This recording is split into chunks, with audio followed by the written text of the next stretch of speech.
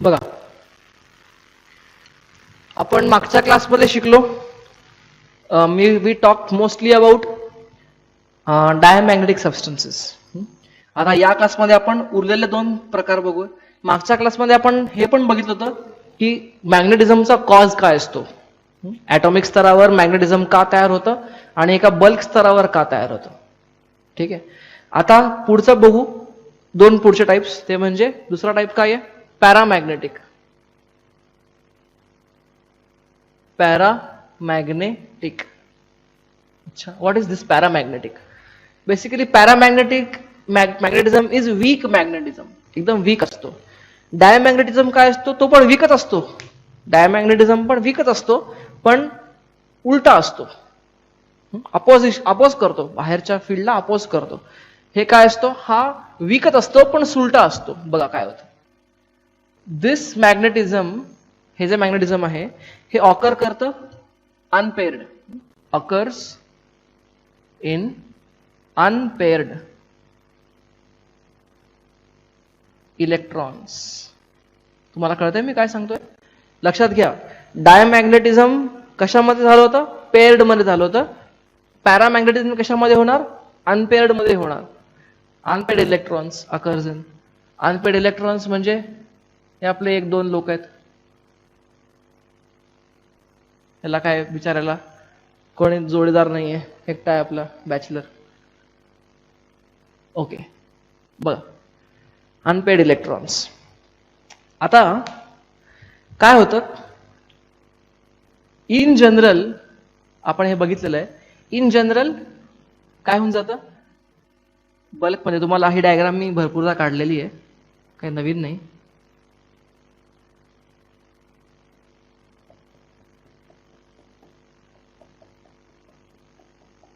In general, in any substance there is disorientation.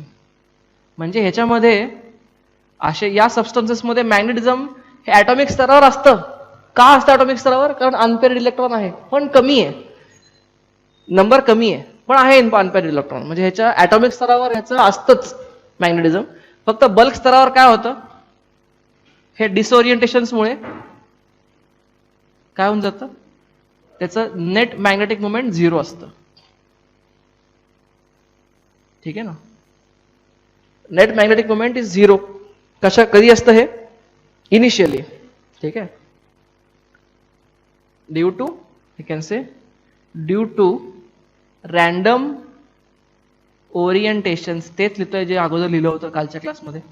Due to random orientations M net is almost 0. Negligible असतं.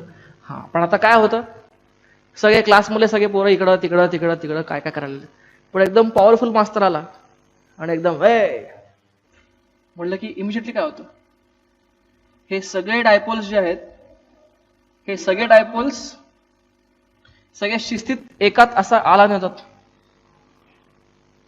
त्याच्यामध्ये असतात कोणी ना कोणीतरी आडमूड असतंच, नाही असं नाही, पण मॅक्सिमम काय होऊन जातं, सगळं एकाच दिशेला अलाइन होतात. म्हणजे होतं काय, M net is not equal to 0. Net magnetic moment is not equal to 0 in this case. So what happens when this happens? When there is applied magnetic field, external field, and many of the, almost every magnetic moment aligns to it. जसे क्लासमध्ये कोणी मास्तराला ओरडला की सगळे मुलं एकदम हे काय करत असतात, ते एकदम एकदम गपचूप बघायला लागतात ना मास्तराकडे.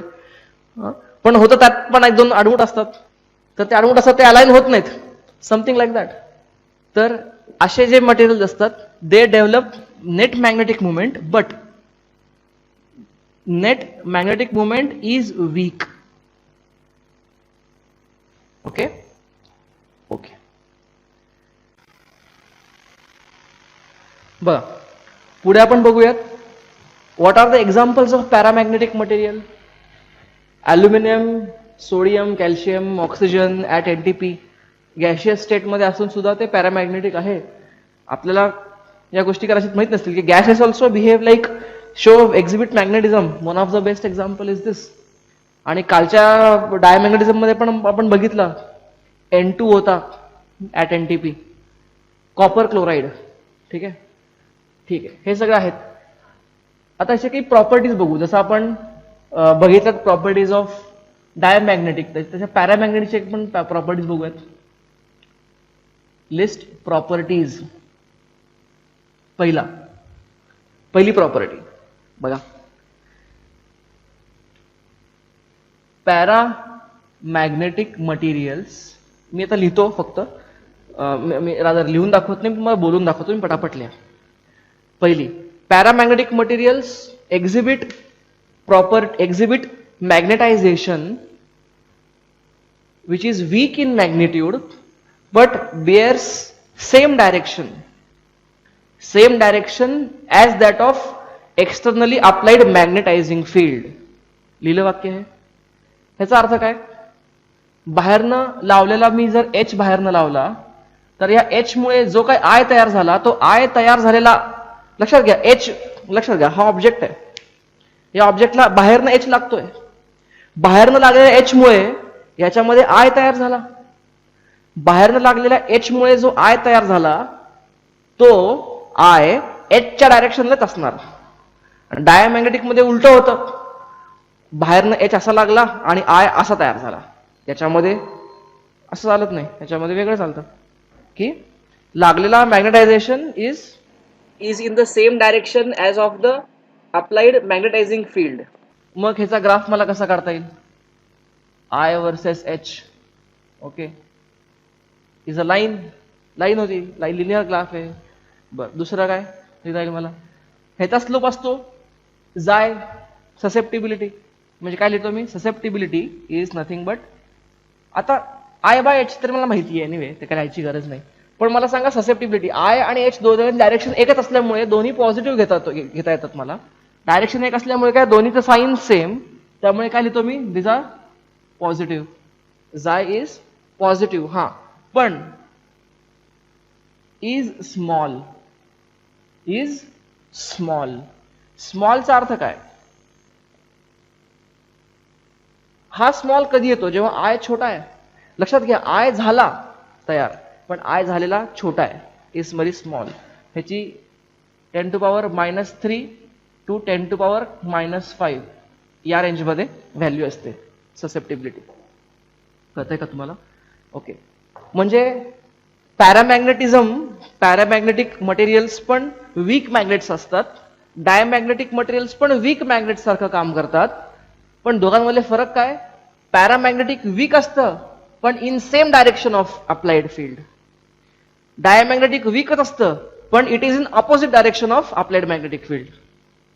बरं, कळतंय? पुढे पण बघता येईल. हे छोटं आहे. Let us talk about third.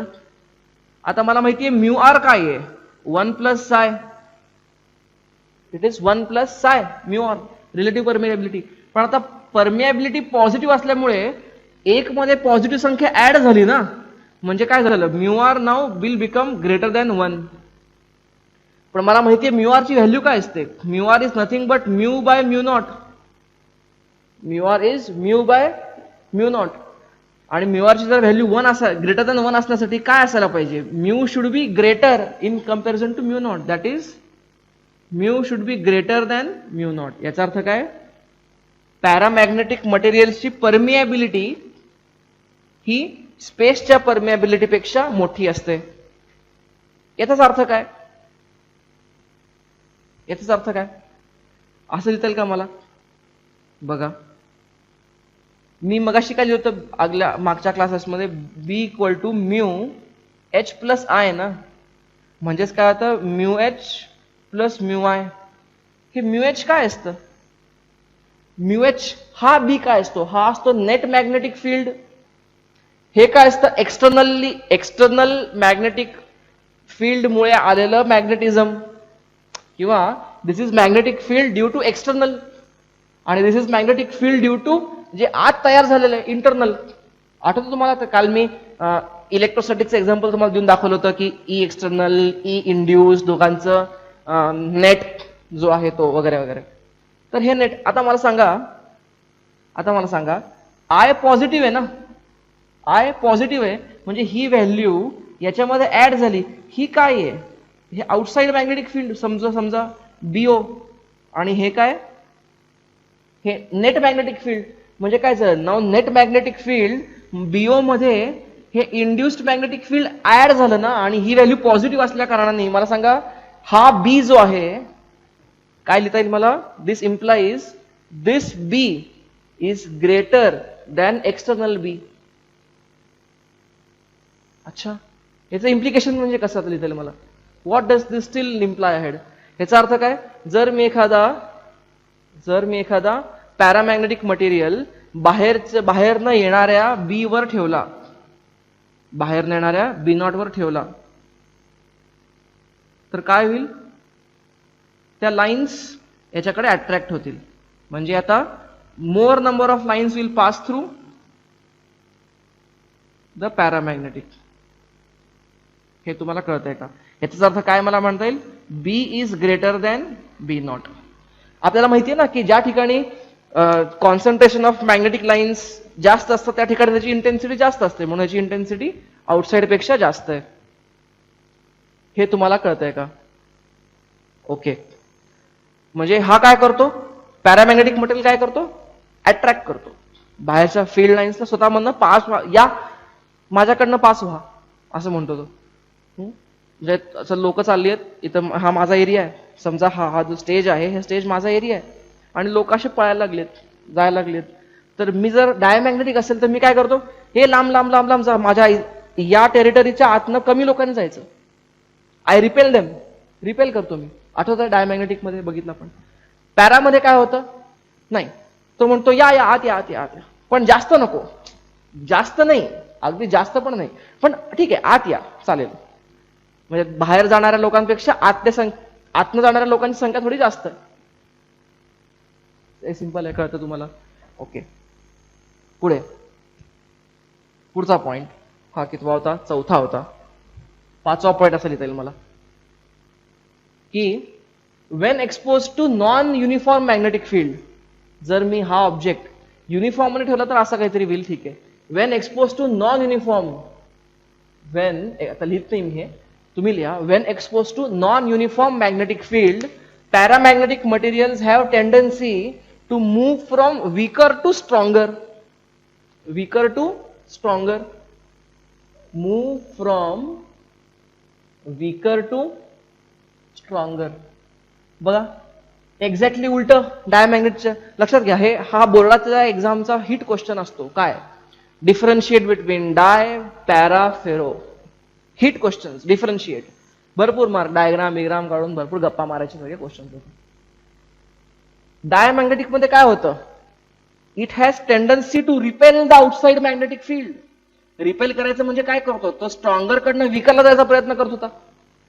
ह्याचं काय टेंडन्सी आहे, अट्रॅक्ट व्हायची, बाहेरच्या फील्डला अट्रॅक्ट व्हायची टेंडन्सी आहे. म्हणून this will want to move, ह्याची टेंडन्सी असेल, ह्याची प्रवृत्ती असेल to move from weaker to stronger. अच्छा, म्हणजे ह्याचे आपल्याला बघायला काय काय मिळतं. जर मी एक मॅग्नेटिक निडल ठेवली, कुठली मॅग्नेटिक, आपला साधा मॅग्नेटिक म्हणत नाही मी, पॅरामॅग्नेटिक निडल, एक पॅरामॅग्नेटिक या मटेरियलची बनलेली एक कुठली तर सुई अशी मी लटकून ठेवली, सस्पेंड करून ठेवली. अच्छा, तर आणि ह्याला मी जर असा बाहेरनं फील्ड लावला, डायपोल,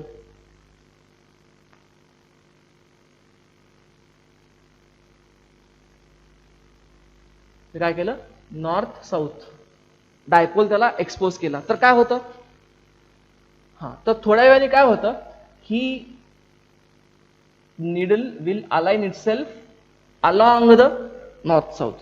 परत एक्झॅक्टली उलट का, डायमॅग्नेटिकची प्रॉपर्टी होती टू अवॉइड मॅग्नेटिक फील्ड, त्याला मॅग्नेटिक फील्डला अवॉइड करायचं ऍज मच एज पॉसिबल. ह्याची टेंडन्सी अवॉइड करायची नाहीये, अफिनिटी अट्रॅक्ट करायची, म्हणजे त्याला पाहिजे मॅग्नेटिक फील्ड, ओके. पण हे वीक असल्या कारणाने, this is very weak, paramagnetism is a weak magnetism, त्यामुळे हे वीक असल्यामुळे असं नाही की ते लगेच अलाइन होईल, नाही होणार. इट विल टेक सावकाश, सावकाश अलाइन होईल, इतकं सावकाश अलाइन होईल. त्यामुळे रिअल लाईफ मध्ये आपण जे मॅग्नेटिक निडल्स बघतो, बनवतो, त्याच्यामध्ये आपण पॅरामॅग्नेटिक वापरत का नाही, मग स्वस्त होईल ना, तर वापरत नाही. कारण अल्युमिनियम स्वस्त आहे आयर्न पेक्षा बघायला गेलं तर. पण अल्युमिनियम वगैरे वापरत नाही पण मॅग्नेटिक मिररसाठी. का? कारण जरी हे नॉर्थ साऊथ अलाइन होत असेल तरी पण हे फार वीक असतं. It's very very weak.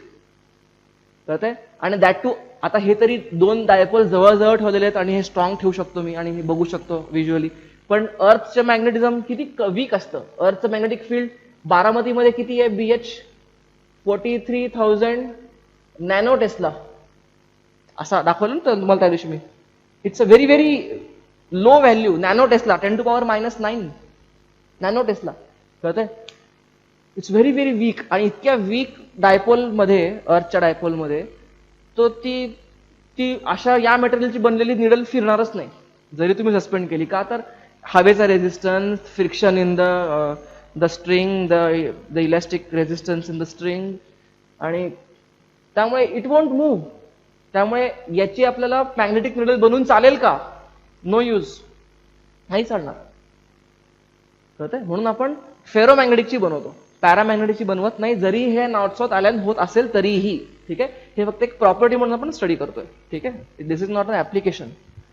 बघ अजून काय होतं पुढे. जर हे झालं एक एक्झाम्पल. अजून आपण काय बघत होतो? मॅनोमीटर कसं बिहेव करतो. जर मी युट्यूब मॅनोमीटर घेतलाय कसा,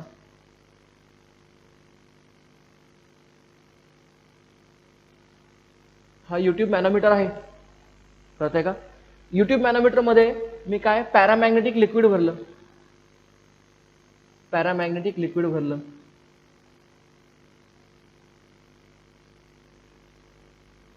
ओके.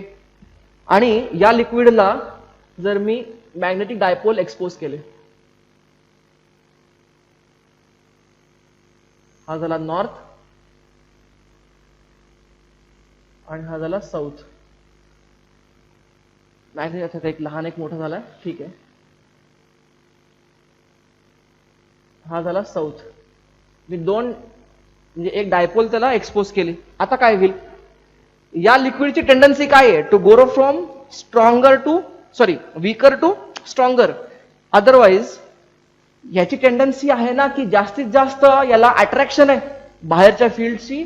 ह्याचं काय आहे? या मटेरियलचं काय अट्रॅक्शन आहे. त्यामुळे काय होईल? ह्याची टेंडन्सी काय असेल? आपण जास्तीत जास्त या पोलच्या जवळ जाऊ. आलं का लक्षात? आता लक्षात घ्या, हे लिक्विड हे आहे, हे पोलच्या लांब आहे. हे पोलच्या लांब आहे. त्यामुळे ह्याची टेंडन्सी काय असेल? पोलच्या जवळ जाण्याची. त्यामुळे काय होतं? ही लेवल राईज होते. ही लेवल राईज होते. आणि डेफिनेटली काय होईल? ही लेवल फॉल होईल ना. त्यामुळे ही लेवल त्यामुळे फॉल होते. अच्छा, कळतं तुम्हाला? आता झालं काय? या राईज झाल्यामुळे झालं काय? आता जास्तीत जास्त लिक्विड या पोलच्या जवळ साठलं ना, या रिजन मध्ये आलं ना. तुम्हाला कळतंय? That's how this behaves. हे अगेन एक्झॅक्टली ऑपोजिट बिहेवियर जे आपण डायमॅग्नेटिक मध्ये बघितलं. अजून एक टिपिकल एक्झाम्पल. जर मी एका बाउलमध्ये, काचेच्या बाउलमध्ये जर मी लिक्विड घेतलं, आय टेक अ लिक्विड. कसलं लिक्विड आहे हे? पॅरामॅग्नेटिक मटेरियलचं लिक्विड आहे. आणि त्या लिक्विडला जर मी मॅग्नेटिक डायपोल्स एक्सपोज केले, नॉर्थ आणि हे साऊथ.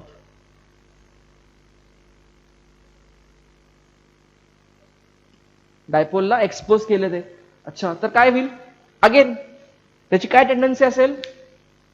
जितका मॅग्नेटला जवळ अट्रॅक्ट होता येईल तितका अट्रॅक्ट होईल तो. कळतंय? म्हणून तो काय करेल? आणि आपल्याला माहिती आहे की पोलच्या जवळ सगळ्यात स्ट्रॉंग असतं मॅग्नेटिक फील्ड, कारण पोलच्या जवळ सगळ्या मॅग्नेटिक लाईन्स एकत्र येतात, डेन्सिटी जास्त असते मॅग्नेटिक लाईन्सची. त्यामुळे तो काय विचार करेल? मॅक्सिमम लिक्विडला पोलच्या जवळ घेऊन येईल. म्हणजे हे असं काहीतरी होतं. हे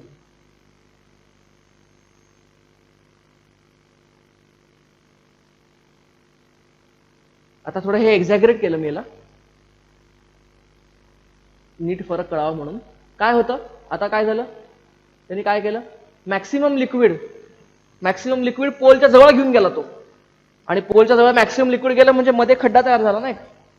you understand this? So these are 5 properties which are typical properties of paramagnetic material. अच्छा,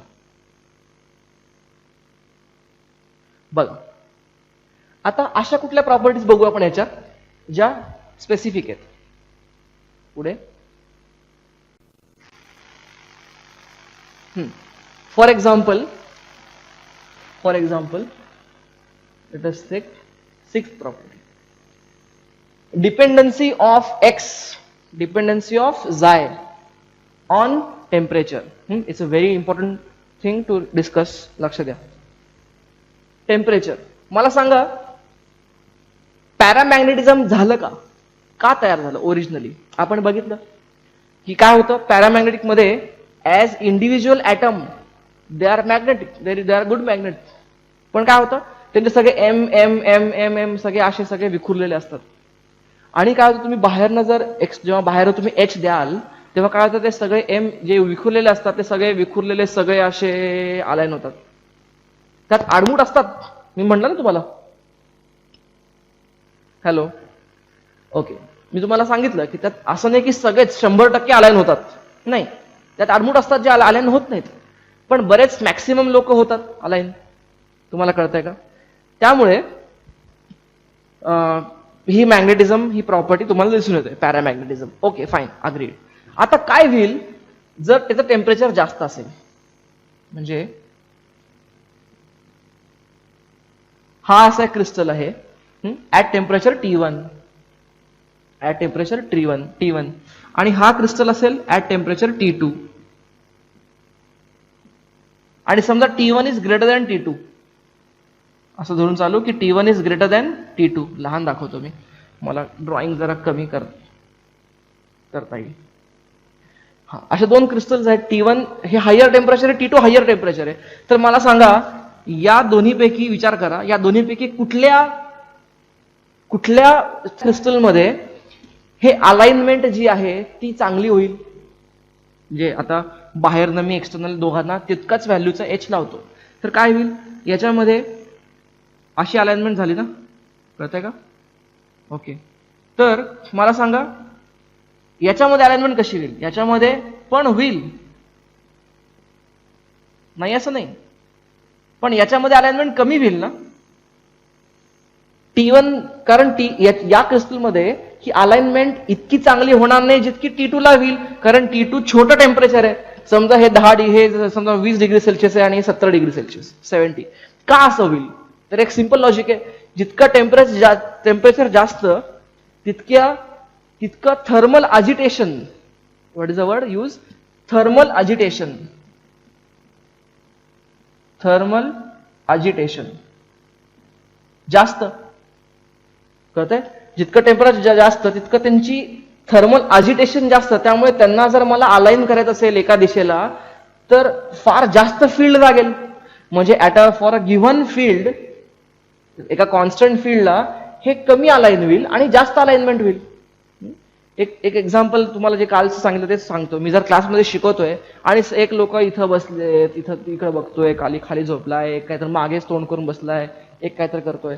हा, अशा क्लासला हे सगळं डिसओरिएंटेड क्लास आहे. डिसऑर्डर आहे भरपूर क्लासमध्ये, disorientation.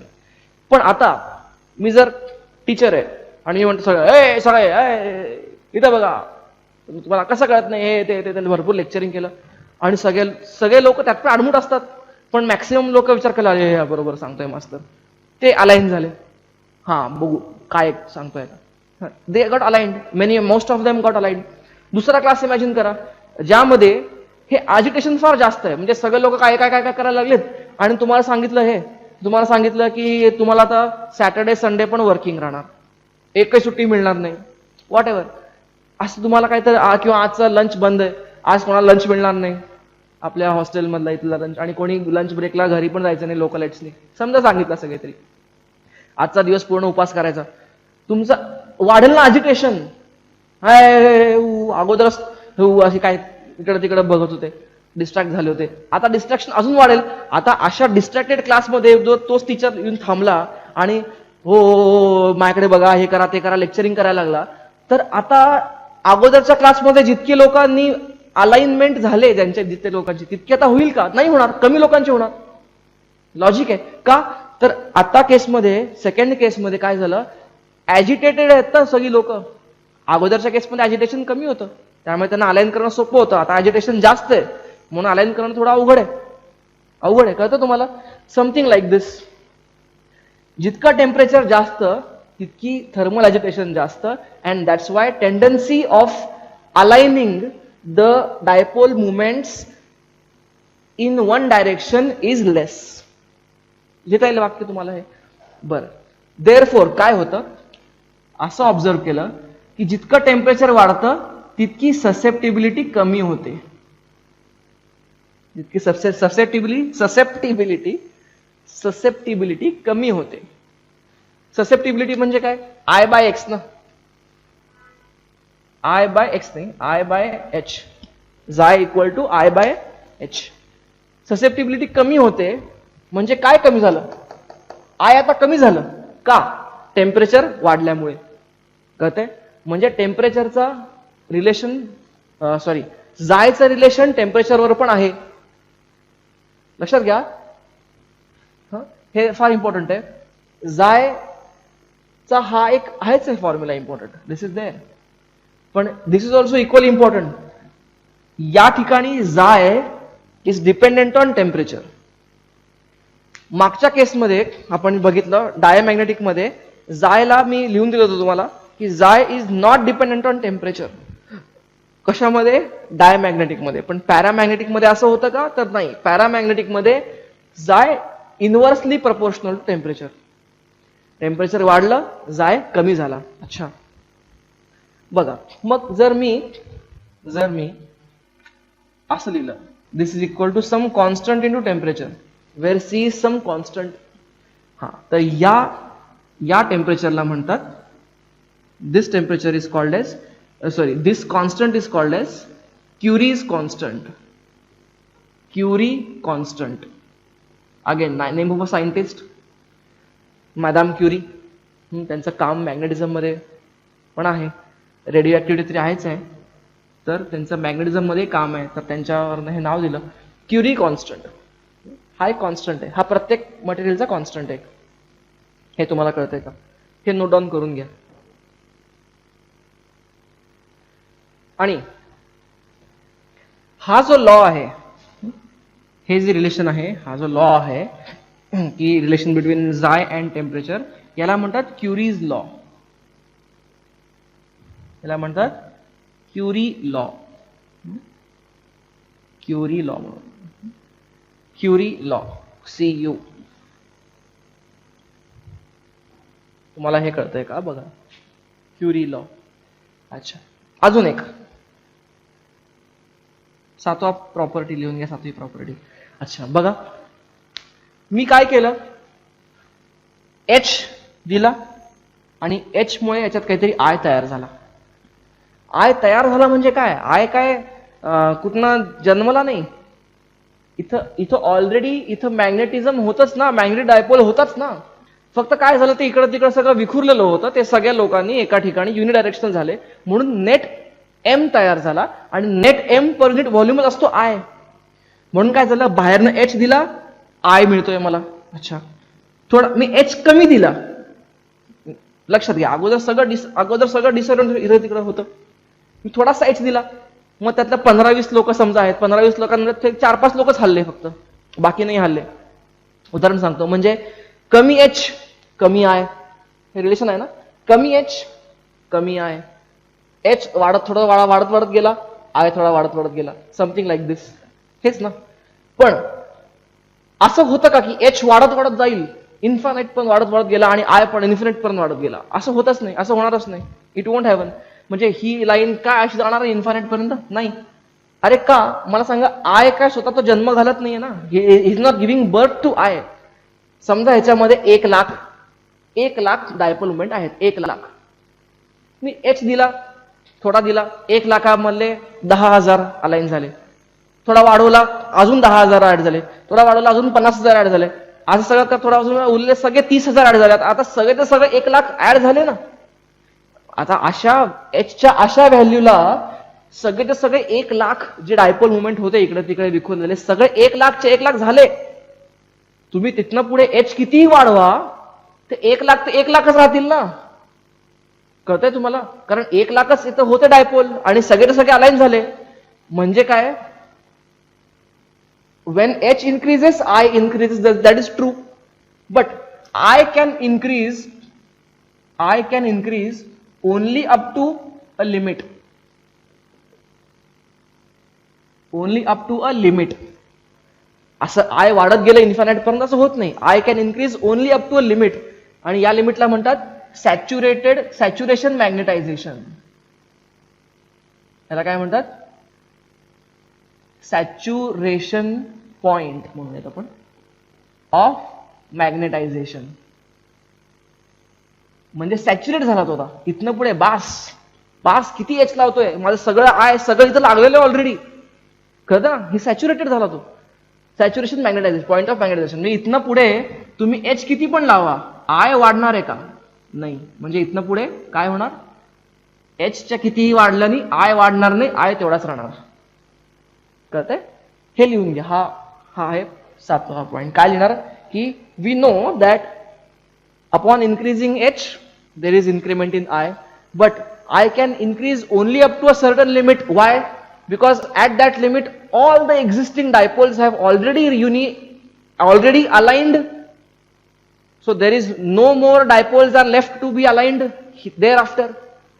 Therefore upon further increment in h there is no increment in I, and that maximum value of I is called as saturation point of magnetization. कळतंय? ओके. आणि अबव दिस point, हा जो आता हा समजा H आहे, ज्या H ला हा I झाला IS, तो सॅच्युरेट झाला H, आणि लिहा की for further values of H, queries law does not hold true. तिथनं पुढे क्युरीचा लॉ लागत नाही. तिथनं पुढे टेम्परेचर मग काही असू दे, कमी जास्त होऊ दे, काही फरक पडत नाही. जो जायची व्हॅल्यू काहीतरी रीच होते ती रीच होते. It does not obey that law thereafter. तुम्हाला कळतंय? फाईन. तर these are all properties about paramagnetic. आपण पॅरामॅग्नेटिक शिकलोय, हे सगळं तुम्ही बघितलेलं आहे. नीट लिहून घ्या. डायमॅग्नेटिक आणि पॅरामॅग्नेटिक काय करा, तुमच्या नोट्समध्ये पेज फ्लिप करा आणि प्रत्येक प्रॉपर्टी, ही प्रॉपर्टी आणि याच्यासारखी त्याच्यातली प्रॉपर्टी, हे एकदा कम्पेअर करा. फाईन. बघूयात पुढे. ओके. आता आपण बघूयात third type of magnetic substance. आपण पॅरामॅग्नेटिक बघितला, डायमॅग्नेटिक बघितला, पॅरा बघितला, आता फेरो बघू. Ferromagnetic substance. ओके. त्याच्या अगोदर look at electronic configuration of these 3 elements, iron, cobalt, nickel. तुम्हाला ह्याच्या अगोदर मी करायचं सांगितलंय, हे परत त्याला सांगतो. ह्याच्यामध्ये जर तुम्ही कॉन्फिगरेशन ड्रॉ केलं तर कसं येईल? 1 2 3 4 5 6, शेवटचं 3D 6 आहे ना, डी ऑर्बिटलमध्ये 6 इलेक्ट्रॉन्स असे आहेत. म्हणजे 4 अनपेअर्ड आहेत आणि 1 पेअर्ड आहे. याच्यामध्ये काय होतं? 2 3 4 आणि हे 5, 1 2 3 4 5 6 7, 1 2 3 4 5, 1 2 3 4 5 6 7 8. फाईन. असं याचं कॉन्फिगरेशन आहे. याच्यात 8 इलेक्ट्रॉन्स आहेत म्हणून 8. फाईन. बघा, या तिघांमध्ये एक साम्य आहे. काय? अनपेअर्ड इलेक्ट्रॉन्स आहेत. इथं 4 अनपेअर्ड आहेत, इथं 3 अनपेअर्ड आणि 2 अनपेअर्ड आहेत, पण अनपेअर्ड इलेक्ट्रॉन्स आहेत. लक्ष द्या. पिरियॉडिक टेबलमध्ये आपण बघितलं तर हे मी एलिमेंट्स दाखवतोय. हे जे एलिमेंट दिसतात, जे मार्क केलेले आहेत, दिसत आहेत, त्याच्यामध्ये हे बघायला मिळतं. हा प्रकार बघू काय की मी तुम्हाला ह्याच्या अगोदर सांगितलं होतं की अनपेअर्ड इलेक्ट्रॉन्स असल्या कारणाने काय होतं, जर इलेक्ट्रॉन्स पेअर्ड असतील तर त्यांच्यामुळे स्वतःच्या भोवतीच्या स्पिनमुळे ते एकमेकांचे एम कॅन्सल करतात, बॅलन्स करतात. बघितलं आपण मागच्या क्लासमध्ये. पण ह्याच्यामध्ये अनपेअर्ड इलेक्ट्रॉन्स असल्या कारणाने या अनपेअर्ड इलेक्ट्रॉनचं स्पिन एकाच दिशेला आहे आणि ते कॅन्सल होत नाही, ते आहे तसंच राहतं कंटिन्यू. अच्छा, म्हणजे काय झालं? ॲटॉमिक स्तरावर आयर्न, कोबाल्ट, निकेल, ॲटॉमिक स्तरावर दे are very good magnets. Okay, understood. पण आपण ह्याचा अर्थ असा बघत नाही की सगळं आयर्न मॅग्नेटिक आहे, असं होत नाही. तुम्ही आयर्नचा जर एखादा गोळा घेतला, लोखंड हातात घेतलं, not that every iron is magnet, no, never. Some of the iron is magnetic, but not always every iron is magnetic. Okay, तुम्हाला हा फरक मी सांगितलाय. एलिमेंट लेवलवर iron cobalt nickel are very good magnets, but when it comes to bulk, आपण जेव्हा बल्कचा विचार करतो, जेव्हा आपण डेली लाईफमध्ये डील करतो, when we treat bulk at that time we have to take into account how it behaves in a group. मी अगोदर म्हटल्याप्रमाणे प्रत्येकाचा काहीतरी एम नेट आहे प्रत्येक ॲटमचा, पण तो एम इथं इथं इथं इथं इथं सगळं असं डिस्ट्रीब्यूट झाला असेल तर नेट एम किती? 0. That's the reason iron cobalt nickel हा by nature itself atomic स्तरावर आहे मॅग्नेट, पण बल्क स्तरावर मॅग्नेट असायलाच पाहिजे गरजेचं आहे नाही. By itself, by its own nature असायला पाहिजे कंपल्सरी आहे नाही. पण बघा ह्याला आपण म्हणतो फेरोमॅग्नेटिक. हा, ह्याच्यामध्ये अजून एक खासियत आहे. काय हे चार इलेक्ट्रॉन्स तरी स्ट्रॉंग मॅग्नेटिझम ॲटॉमिक लेवलवर करता आहेत. ओके, पण काय व्हायला लागले, हे इलेक्ट्रॉन्स त्याच्या नेबरिंग इलेक्ट्रॉनला पण इन्फ्लुएन्स करतात. दिस इज समथिंग इंटरेस्टिंग. आता मग हेच का करतात, बाकीचे अनपेड प्रेडिक्टेबल बाकीचे अनपेड का नाही करत? Fine, we don't have exactly answer for why exactly like this, why only this 3. आणि तुम्हाला क्रोमियम पण सांगितलं ना, पण क्रोमियम ॲटॉमिक स्तरावर चांगलं आहे, पण बल्क स्तरावर ते गणतं, कारण chromium is anti ferro magnetic असा इफेक्ट आहे. अँटी फेरो म्हणजे काय, जेव्हा क्रोमियमचं तुम्ही एखादा बल्क बनवता तेव्हा त्याचे एक्झॅक्टली इलेक्ट्रॉनचे स्पिन्स असे अलाइन होतात की एक अल्टरनेट होतात, म्हणजे एक असा असेल तर असा, असा असेल तर असा, असे अल्टरनेट ते स्पिन्स अरेंज होतात. आता ते असंच का होतं? Well, we have made this observations. We may not have answers for all whys, but we have observe आहे असं होतं. पुढे जाऊ. काय होतं, जेव्हा मी ह्याचा बल्क बनवतो तेव्हा तुम्हाला माहिती आहे रॅन्डम डिसओरिएंटेशन असल्यामुळे तो बल्क मॅग्नेटिक असेलच असं गॅरंटी नाहीये. बरं, पण ह्याच्यामध्ये आणि मागच्या दोन ॲटममध्ये, मागच्या दोन टाईप्समध्ये एक मोठा फरक आहे. तो काय, हे इलेक्ट्रॉन्स नुसते अनपेअर्ड नाही आहेत, नुसते अनपेअर्ड तरी आहेच आहेत, पण ते काय करतात, त्याच्या शेजारच्या इलेक्ट्रॉनला पण ते इन्फ्लुएन्स करतात. त्यामुळे काय होतं बघा, ह्यांचं डिसओरिएंटेशन आहे, पण ह्यांचं डिसओरिएंटेशन एक टिपिकल डिसओरिएंटेशन आहे. कसं आहे बघा,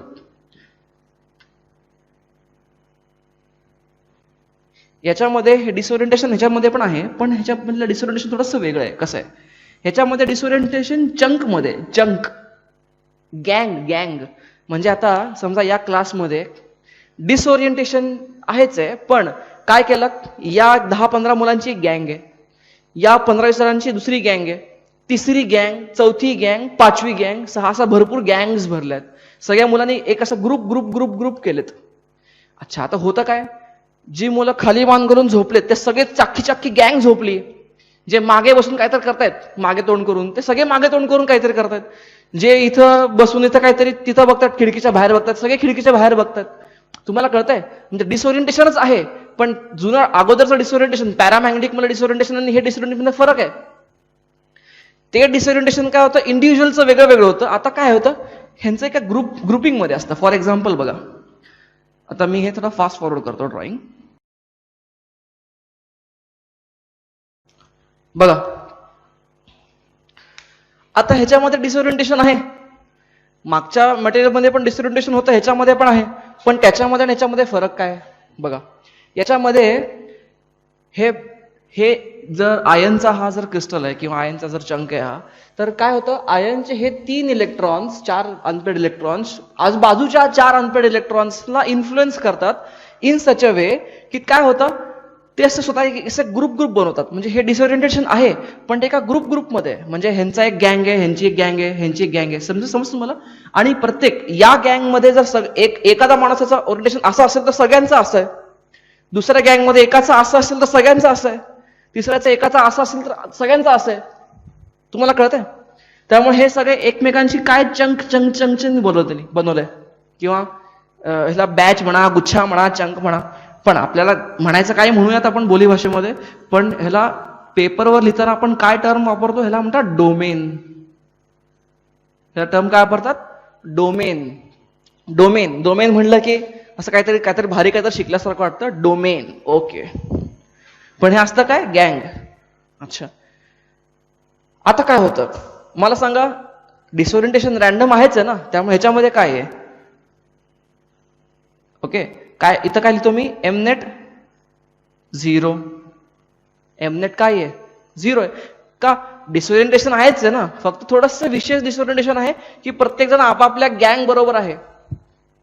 तुम्हाला हे कळतंय का? अच्छा, आता काय होतं जर मी ह्याला बाहेरनं एच लावला तर? बघा बघा काय केलं मी? बाहेरनं एच लावला, बाहेरनं एच लावला, मग काय लिहितो मी?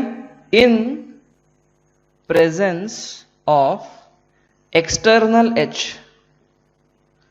एमनेट इज नॉट इक्वल टू 0. हा, आता काय होतं बघा, का हे जे एलिमेंट्स आहेत जे फेरोमॅग्नेटिक आपण ज्याला म्हणतो, these ferromagnetic they for very strong magnetism, they show very strong magnetism. का? कारण ह्यांच्यामधलं जे ओरिएंटेशन असतं सगळ्या या एमचं, ते एमचं ओरिएंटेशन जे असतं ते चंक ग्रुपमध्ये असतं. आता काय होतं, जेव्हा बाहेरनं मी एच लावतो तेव्हा काय होतं, अख्खाच्या अख्खा ग्रुप रिव्हर्स होतो. एक ग्रुप असा करतो, अख्खाच्या अख्खा ग्रुप इकडे झाला. तुम्हाला कळतंय का हे? That's how this works. म्हणून दॅट इज द रिझन, जे सगळे अख्ख्याच्या अख्ख्या गुच्छात जर हल्ला तर now this acts like a very very powerful magnet because this M net is not equal to 0 at all. हे तुम्हाला कळलंय का? त्यामुळे हे एलिमेंट्स जे किंवा ह्याचे अलॉईज, यांचं कॉम्बिनेशन, ह्याचं अलॉईज करून जे आपण बल्क बनवतो, जे सबस्टन्सेस बनवतात, they either are very strong magnets directly. जर बनवताना जर असं काहीतरी बनवता आलं, which is not likely possible, हां, but when they are expose to external magnetic field, त्यांचे सगळे असे अलाइन होऊन जातात. आता बघा होतं काय, एकदा का ते सगळं अलाइन होऊन झाले, आता काय झालं? आता काय झालं, जर मी हा एच काढून घेतला, आता डायमॅग्नेटिक आणि पॅरामॅग्नेटिक मध्ये काय होतं, ते जे सबस्टन्स असतात ते टेम्पररी मॅग्नेटिझम होतात त्यांच्यामध्ये. तुम्ही जर बाहेरचा एच काढून घेतला तर अगेन त्यांचं जे काही ओरिएंटेशन परत रॅन्डम होऊन जातं. त्यामुळे they are temporary magnets. But this magnet is no more temporary magnet. हे इतकं सॉलिड, एकदम पॉवरफुल मॅग्नेट तयार होतं की बाहेरचा हा एच तुम्ही काढला, मग काय लिहितो मी? Even in absence of external H, this material or these substances show magnetism. They behave like magnet, and that's why त्यांना काय म्हणतो आपण? they are permanent magnet. permanent magnets. हा, ह्याचं मॅग्नेटिझम कमी होत नाही का? तर होऊ शकतं. ऑन इट्स ओन मॅग्नेटची पॉवर हळूहळू कमी होतच असते, म्हणजे पण it might take even hundreds of years ह्याचं परत मॅग्नेटिझम वीक व्हायला. मॅग्नेटिझम वीक होणं म्हणजे काय? परत रॅन्डमनेस तयार होण्याच्यामध्ये म्हणजे मॅग्नेटिझम वीक होणं. कुठलं एखादं मॅग्नेट स्ट्रॉंग मॅग्नेट आहे आणि एखादं वीक मॅग्नेट आहे, याच्या फरक काय असतो? त्यात काय फरक आहे? जे स्ट्रॉंग मॅग्नेट आहे त्यामध्ये काय आहे? हे स्ट्रॉंग अलाइनमेंट आहे सगळी. आणि वीक मॅग्नेट म्हणजे काय? परत डिसओरिएंटेशन चालू झालं. तर पण हे जे हा जो पिरियड आहे, आपोआप हा डिमॅग्नेटाइज व्हायचा पिरियड, हा फार मोठा असतो. It's like maybe even 100 वर्ष लागू शकतील त्याला. It can take even hundreds of years on its own ह्याचा डिमॅग्नेटाइज व्हायला. हा, पण याला हिटिंग केलं तर ह्याचं डिमॅग्नेटायझेशन लवकर होतं. हीट केलं किंवा ड्रॉप केलं वगैरे आपण बघतो. हिटिंग केलं तर काय होतं? ह्याचं डिसओरिएंटेशन वाढतं ना. इनफॅक्ट आपण थोड्या वेळात बघणार आहे की हिटिंग केल्यानंतर काय होतं याचं. बघा, पण तुम्हाला हे कळलं what is ferromagnetic substances? Ferromagnetic substances are those substances in which show very strong magnetism when exposed to external magnetizing field. Point number 1. पुढे काय लिहिता येईल? हे एक्झाम्पल्स लिहा, ह्याचं इलेक्ट्रॉनिक कॉन्फिगरेशन लिहा. पुढे लिहा, these elements or their असं लिहा, elements contain many unpaired electrons which in themselves create strong magnetism at atomic level. Point number whatever आहे तो. पुढचा point, In addition to that, these electrons have tendency to influence neighboring electrons, electrons of neighboring atom in the bulk. Okay, and that's why when we form a crystal of these, in crystals the magnetic dipole moment of atoms, they align in, they are in unison within a group. Magnetic dipole moment, they are in unison within a group. Such groups in which magnetic dipole moments of individual atoms are in unison are called as domain. Okay, but despite this, the domains are randomly oriented, and that's why in absence of any external H, Mnet is still 0. That is the reason on its own materials containing these elements are not magnetic. But khali, when external magnetic field is applied, these chunks or domains of disoriented magnetic dipole moments, they realign in such a way to produce very strong net M. Okay, even in absence of the external H, these substances, they exhibit magnetism, they retain magnet, that is a better word. Substances retain magnetism, ते राखून ठेवतात, retain magnetism. That's why they are also used to make permanent magnets. Okay, this magnetization is very strong. Magnetization amongst ferromagnetic material is very strong. हे लिहिलं का? पुढे. Okay, पुढे बघू. Properties. याच्या प्रॉपर्टीज लिहूयात. Properties first. अच्छा, आयचं आणि एचचं रिलेशन आपण तिथनं चालू करतो दरवेळेला. फर्स्ट असं करू, फेरोमॅग्नेटिक लिहा. Ferromagnetic materials are highly magnetic. Okay, highly magnetic म्हणजे काय? आय इन्क्रीजेस ड्रास्टिकली आणि कसं आहे, नॉन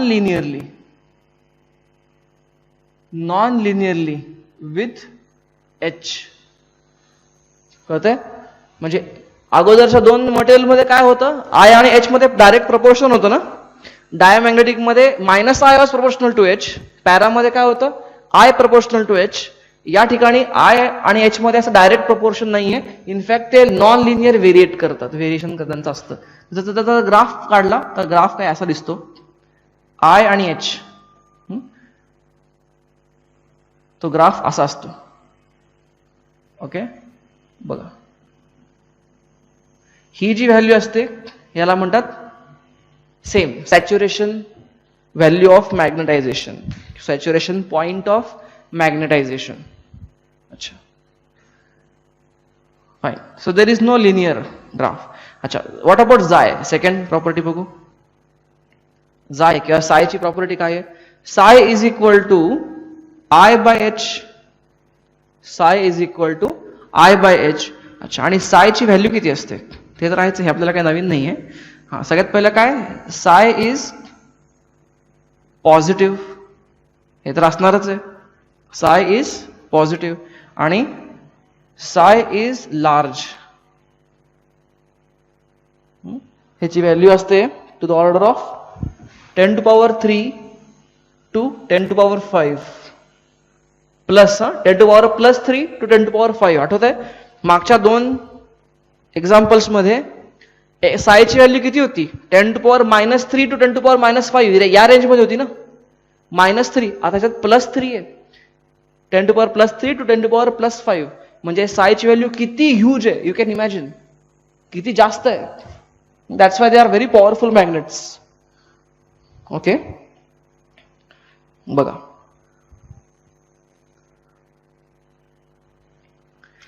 तिसरा, साय is dependent on temperature.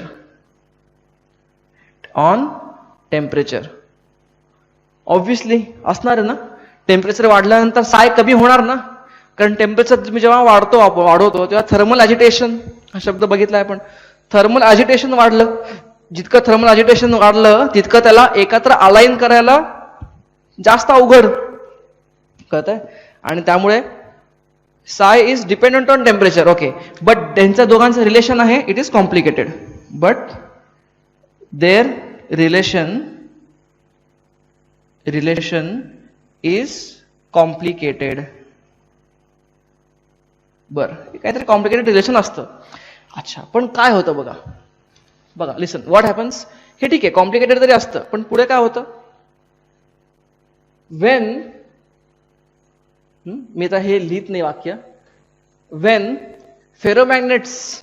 फेरोमॅग्नेट्स R heated, जेव्हा फेरोमॅग्नेटला हिटिंग केलं जातं तेव्हा काय होतं. At some temperature that ferromagnet becomes paramagnet. Let us better write, कारण हे थोडं मी तुटक वाक्य बोललो.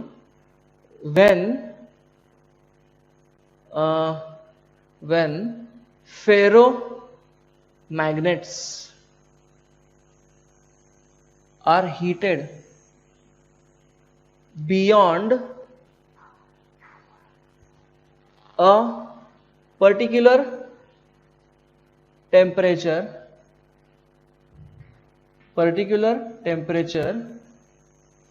their ferromagnetism is destroyed.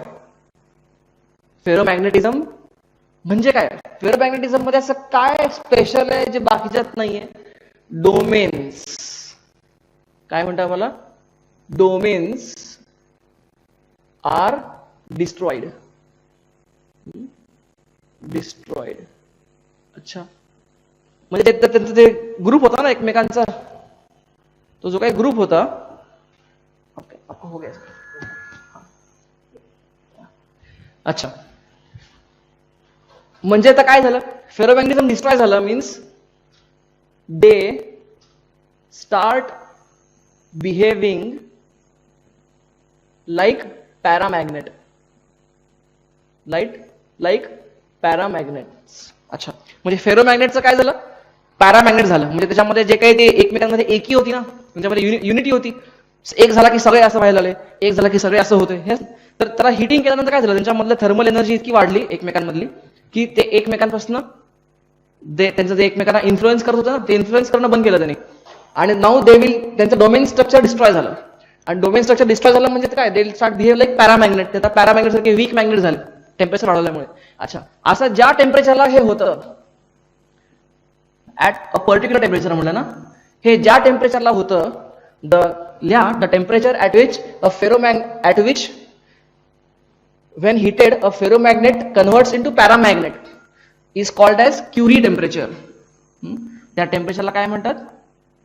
Curie temperature किंवा क्युरी पॉइंट असंही म्हणलेलं आहे. Curie temperature. हा, आता क्युरी टेम्परेचरला ते एकदा आले म्हणजे ते काय झाले? नाव दे आर पॅरामॅग्नेट. म्हणजे ते पॅरामॅग्नेटच्या आपण ज्या काही सगळ्या प्रॉपर्टी शिकलो, हा, now they will start obeying all the properties of paramagnet. Now they are no more ferro. कळतंय? अच्छा, हा, आणि जो क्युरी लॉ आपण शिकला, what was Curie's law? Curie's law was this equal to this by this ना, chi equal to C over T. हा Curie's law होता. T was absolute temperature. हा, आता हा लॉ ते फॉलो करायला लागतील. हा, पण एक्झॅक्टली असं होणार नाही फॉलो. का? कारण त्यांचं टेम्परेचर टीसीच्या पुढे गेलं ना. म्हणजे काय होईल? क्युरी लॉ, त्याला क्युरी वीस लॉ सुद्धा म्हणतात. Curie WEISS. बघूयात आपण. Now what is that? X xi is equal to C by T minus TC. They will start behaving like paramagnet and obey Curie law. ह्याला काय शब्द आहे? Curie-Weiss, WEISS law. कळतंय? ते पण सायंटिस्टचं नाव आहे का?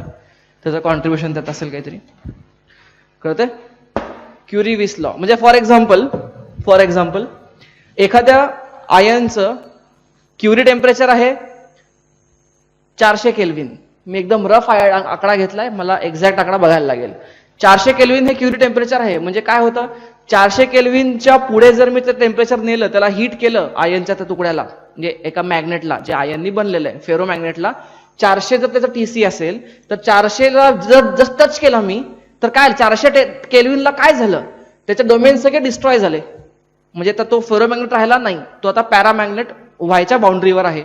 आणि 400च्या पुढे हिटिंग चालू केलं, समजा 500 केलं, 600 केलं, समजा 600 केलं. 600 केल्यानंतर इथं काय होईल, हा आकडा काय झाला, हा 600 झाला ना, आणि मायनस क्युरी टेम्परेचर 400 होतं ना, म्हणजे 600 मायनस 400 आता किती झालं, 200 डिग्री सेल्सिअस. म्हणजे chi will be equal to C/200. C Curie's constant. Simple. C काय आहे, क्युरीज कॉन्स्टंट. हे आपण बघितलंय मागच्या क्लासमध्ये. Curie constant. कळतंय हे कसं चालू Weiss law. and now they will become paramagnet, weak magnet. बस. ओके. अजून एक या प्रॉपर्टीमध्ये थोडी जागा शिल्लक तुमची राहिली असेल तर आपण अजून एक हे करू. बघा, तुम्हाला तसं म्हणलं होतं की H वाढत गेल्यानंतर I वाढत जातोय, बरोबर आहे, आणि I ड्रास्टिकली वाढतोय. ओके, लिनियर रिलेशन नाहीये, पण H असं वाढत गेला आणि H वाढत गेला. जेव्हा H कमी होता तेव्हा मे बी 5, 6, 7, 8, 9, 10 डोमेननी अलाइन केलं, बाकी डोमेन अशीच अडमुट होते. येस. H अजून वाढवला, अजून जास्त डोमेन अलाइन झाले, पण तरी अडमुट होते काही ना काहीतरी. H अजून वाढवला. अशा Hच्या व्हॅल्यूला सगळे अलाइन झाले. जे काय समजा 1,00,000 ग्रुप होते, 1,00,000 डोमेन होते, तर 1,00,000 डोमेन्स आता अलाइन झालेले आहेत. हा म्हणजे काय झालं, magnetisation has reached its upper limit, ज्याला आपण सॅच्युरेशन पॉईंट म्हटलेलं आहे. आणि ह्याच्या पुढे जर तुम्ही H किती वाढवा, ह्याच्या पुढे this will not increase, this will just remain a constant. कळतंय ना. ओके, हे झालं सॅच्युरेशन. आता हे सॅच्युरेशन जे आहे, मॅग्नेटायझेशन आहे, हे सॅच्युरेशन मॅग्नेटायझेशन तर ठीक आहे. आता टेम्परेचरवर डिपेंड करतं आहे. आपण बघितलेलं टाइम अँड अगेन हे रिपीट झालेलं आहे की टेम्परेचरवर डिपेंड कसं करतं. टेम्परेचर वाढलं की डिसओरिएंटेशन वाढलं, त्यांच्यामधली एनर्जी वाढली, थर्मल ॲजिटेशन वाढलं, आणि त्यामुळे ते आता अलाइन व्हायला नकार देत आहेत, ते त्रास देत आहेत. ओके, मग काय होतं, टेम्परेचर वाढल्यानंतर I कसा कमी होतो, असा. हा दिस इज अ ग्राफ, हे तुम्ही ग्राफ नोट डाऊन करा. This is graph between magnetization versus temperature. म्हणजे हायेस्ट जे IS असते ना, IS ची व्हॅल्यू आता कमी होत at some point in time ते 0 होऊन जाते. कळतंय. ओके, हे तुम्ही नोट डाऊन केलं असेल तर आपण पुढे बघूयात. आता हा पुढे काय, ही तिसरी प्रॉपर्टी होती ना, ही चौथी लिहिली आपण पाचवी लिहू. आता सायची व्हॅल्यू टेम्परेचर डिपेंडेंट आहे आणि फार लार्ज आहे, पण आपल्याला माहिती आहे की काय म्यू काय असतो. म्यू इज 1 + साय. पण आता साय फार लार्ज आहे, 10⁵ वगैरे आहे ना, आणि 1 त्याच्यात तुम्ही ऍड केला तर मला सांगा म्यू ची व्हॅल्यू काय असणार आहे. म्यू ची व्हॅल्यू जास्त असणार ना, म्हणजे 1 पेक्षा जास्त असणार डेफिनेटली. म्हणजे म्यू इज ग्रेटर दॅन 1. आणि what is mu R is equal to μ/μ0. This implies mu is I can say very great than 1 μ0. असं म्हणू का, नुसतं ग्रेट म्हणत नाही, व्हेरी ग्रेट. हो ना, हे 10⁻³ आहे. अरे ह्याच्यातली कमीत कमी व्हॅल्यू 1000 जरी पकडली तरी 1001 झालं ना. म्यू आर 1001 असणं किती मोठी गोष्ट आहे, तुम्हाला कळतंय का. ओके, बघा याचा अर्थ काय, परत पुढे आपण बघू. जे मॅग्नेटायझेशन आत तयार झालं एका ऑब्जेक्टला, what was that, B is equal to, म्हणजे I can say the induced magnetic field inside an object is very great than external magnetic field. आपण आता बघत आलोय, डिटेल्समध्ये आता एक्सप्लेन करायला वेळ घालवत नाही. म्हणजे काय, जर हा फेरोमॅग्नेटिक सबस्टन्स आहे एक, दिस इज अ फेरोमॅग्नेट, आणि या फेरोमॅग्नेटला मी बाहेरनं जर बी दिला तर होतं काय, हवेच्या किंवा स्पेसच्या म्यू पेक्षा ह्याचा म्यू फार जास्त आहे, ह्याचा म्यू फारच जास्त आहे, आणि त्यामुळे होतं काय, हॅलो हॅलो हां, त्यामुळे काय होतं, ह्याचा म्यू इतका जास्त आहे आतल्याचा की तो बाहेरच्या इतक्या लांबच्या लाईनला पण आतनं खेचतो. कळतंय?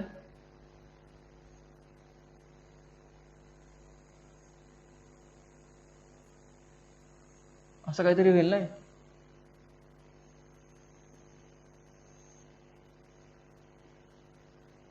बघा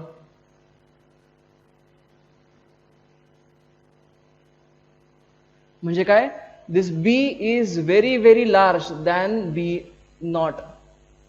बी नॉट जास्त दाखवलं मी, आणि ह्याला ॲरो दाखवायला लागतील कारण या लाईन्स आहेत.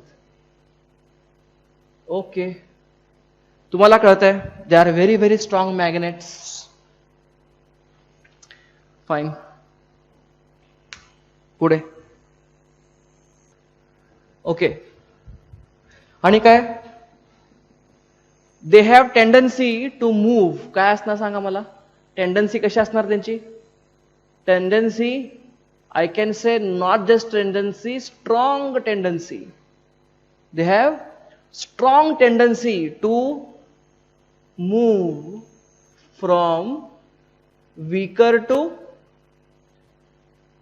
stronger field. Very strong tendency. आता ह्याचे आपल्याला हे काय सांगायची गरजच नाहीये की ह्याची निडल बनवली तर काय होतं. ह्याची निडल बनवली तर तिला बाहेरनं नॉर्थ साऊथ मध्ये ठेवायची गरजच नाही. ते अर्थच्याच नॉर्थ साऊथ, जे इतकं वीक मॅग्नेट आहे, अर्थचं मॅग्नेट वीक आहे ना, इतक्या वीक मॅग्नेट मध्ये सुद्धा त्या स्वतःला नॉर्थ साऊथ अलाइन करून टाकतं. व्हॉट टू स्पीक ऑफ जेव्हा तुम्ही दोन नॉर्थ साऊथ शेजारी लावता. हा, ते नीडलेस, तुम्ही लिहा हा पॉइंट, ह्याच्यात डायग्राम काढा. काय होतं, when expose to north south, this ferromagnetic it has to align north south. अरे ह्या नॉर्थ साऊथ तरी पॉवरफुल आहे, अर्थचं जे मॅग्नेटिझम म्हणजे इतकं वीक आहे, त्या वीक मध्ये सुद्धा हे अलाइन होतंय, तर स्ट्रॉंग मध्ये तर होणारच आहे अलाइन, नॉर्थ साऊथ होणारच आहे अलाइन. म्हणून आपण we use this for as magnetic needle असं वापरतो आपण. त्यानंतर लिक्विड वगैरे कसं बिहेव करतं मी तुम्हाला एका व्हिडिओमध्ये दाखवतो. That is better instead of showing diagram. कळतं तुम्हाला. ह्याचे एक्झाम्पल्स काय आहेत, एक्झाम्पल फार कमी एक्झाम्पल्स आहेत. आयर्न, कोबाल्ट, निकेल आणि त्यांचे अलॉईज, या तिघांचे mixtures, alloys. So here we end with the 3 magnetic materials. आपण डायमॅग्नेटिक बघितला, पॅरा बघितला, फेरो बघितला. ठीक आहे.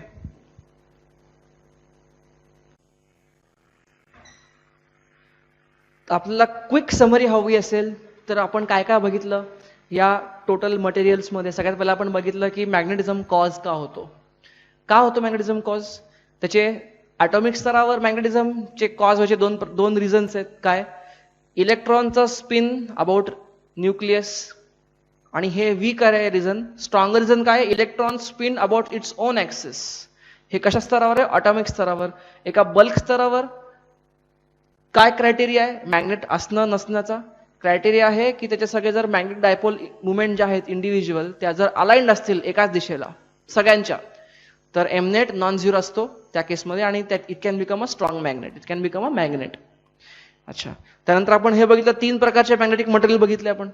आपण टर्म सुद्धा बघितल्या, मॅग्नेटायझेशन बघितलं, मॅग्नेटिक इंटेन्सिटी बघितली, किंवा ज्याला आपण मॅग्नेटायझिंग फील्ड म्हणतो हे बघितलं, ससेप्टिबिलिटी, हे 3 नवीन शब्द आपण शिकलो. पुढे आपण काय झालं, 3 टाईप बघितले, डायमॅग्नेटिक, पॅरामॅग्नेटिक, फेरोमॅग्नेटिक. तुम्हाला आता एक फार इम्पॉर्टंट क्वेश्चन आहे आणि एक होमवर्क म्हणून तुम्ही सुद्धा घेऊ शकता, because this is a hit thing to do. एक make on a big paper, make a comparison, diamagnetic, paramagnetic, ferromagnetic, 3 column बनवा, आणि ह्या प्रत्येकाचे पॉइंट्स आहेत, म्हणजे आय आणि एचचं रिलेशन, जायची व्हॅल्यू, त्याचं नेचर पॉझिटिव्ह निगेटिव्ह, त्याची टेम्परेचरची डिपेंडन्सी, त्यानंतर हे क्युरी लॉ लक्षात घ्या. क्युरी लॉ हा फक्त पॅरालाच फॉलो होतो.